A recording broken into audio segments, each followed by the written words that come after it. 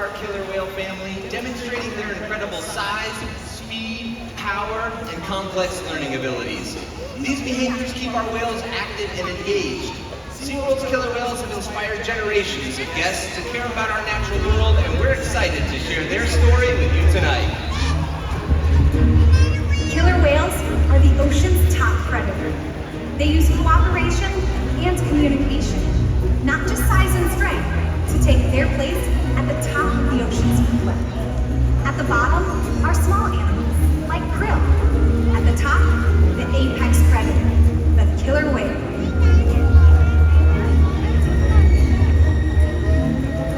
Killer whales are as big as a bus, faster than an Olympic swimmer, high flying and powerful.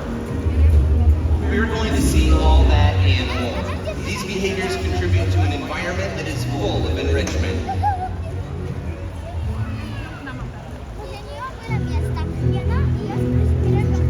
We spend days, weeks, months, years building relationships with our whales. This creates trust, and that allows us to do some amazing things. For example, when you visit the doctor, you present your arm to draw blood, or step on the scale to see how much you weigh. It's much the same with our whales. Tonight, we'll see the whales moving together, in unison. These synchronized behaviors strengthen social bonds and enable them to problem solve as a group.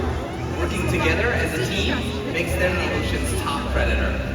Scientifically known as Orca, but commonly referred to as killer whales, here at SeaWorld, we like to call them Katina, Nalani, Malia, and Malia, our killer whale family. Malia is our youngest whale at just 12 years of age, and our oldest whale is Makayo's mother, Katina, who this year celebrated her 47th birthday. Now, Katina is also the matriarch, or the leader of our pod. SeaWorld's animal training techniques create a language between us and the whales. It's a language of learning through positive reinforcement, encouragement, commitment, and care.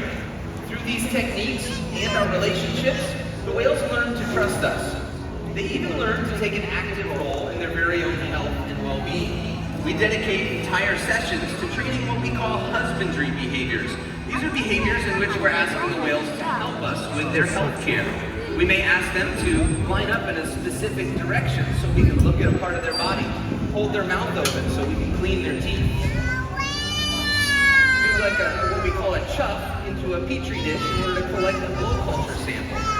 We collect urine samples, fecal samples.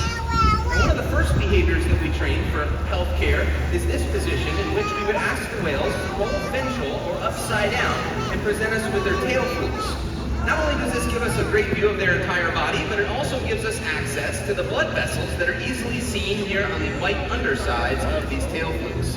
Our veterinarians collect the blood sample at least once a month, and the whales are trained to remain calm and relaxed throughout the procedure. Now, as trainers, you'll constantly see us rubbing down or massaging the whales, whether on their backs, their pectoral flippers, or those tail flukes. The whales have very sensitive skin, and this is just one way that we're able to reward them for remaining calm during procedures like this. It's also a great way for us to strengthen our relationships with the whales.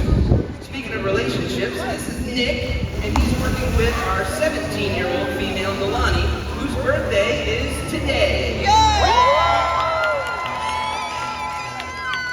Happy birthday, Nalani.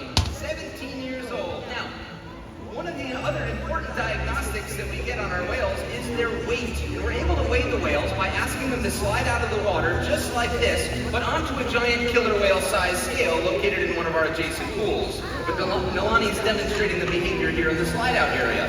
Now, you'll notice that the portion of Nalani's body from her dorsal fin to her tail flukes is in the water right now. That's the peduncle. It's the powerhouse of the whale. And with her peduncle still in the water, we would not be getting an accurate weight of Nalani. But we've been able to solve that problem by simply asking our whales to raise their tail up and out of the water. Training this posture ensures accuracy, so we know our younger whales are growing properly and that our older whales are maintaining a healthy weight. And the care isn't just physical. Mental stimulation and play are vital, and we surprise and engage with our whales at every opportunity. Play is how killer whales teach their young to hunt, and for the adults, play is important too. It seems that they just enjoy having fun. Making time for play is an important part of life for killer whales, and for us. Hey everybody, we're over on the left side of the stadium down by the glass. So we just learned that killer whales love to play. But did you know that they actually learn a lot by playing and through observational learning and mimicry? We're going to put that to the test with Malia and everybody here on the left side of the stadium. So if you guys would like to help us out, stay right where you are, but just stand up. We're going to play a little game of killer whale follow the leader. And you guys all get to be the leaders. So on the count of 3, what we need everybody to do is keep your arms down to your sides and you're going to stomp your feet really loud, all right? Big marching in place. Ready? 1, 2, 3. Stomp those feet. And she's got it! Great job, everybody. You guys can have a seat. As you can see, Malia was paying very close attention to you guys. Killer whales have great eyesight both below and above the water and can often be seen jumping completely out of the water to get a better look around. Our birthday girl Nalani is going to demonstrate what the behavior we call a bow. When you see her, give her a great big cheer. Excellent, everyone. All right, right side of the stadium, it's your turn. Everybody stand up. We're going to do an even bigger behavior that we call a side reach. So, Cheryl showing you your hand signal. You're going to throw those over your left shoulder, just like that. Ready? 1, 2, 3. Excellent. Great signal, everyone. Now, killer whales will side reach for many reasons. It may be to get a better look around, it may be to scratch an itch, stun their prey, or just to show off and let the other whales in the area know that they have arrived.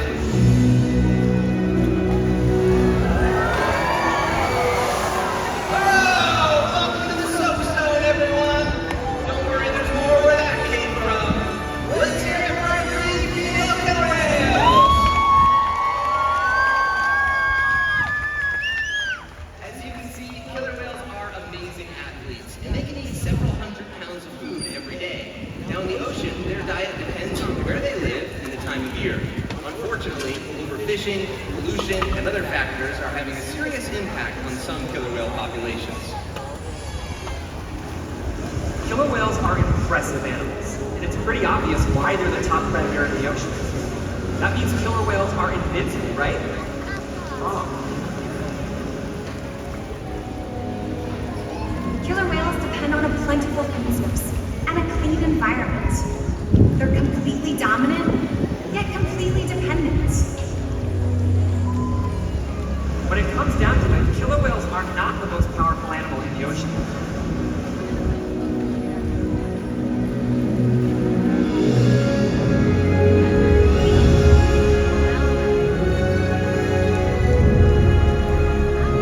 Their future depends on you.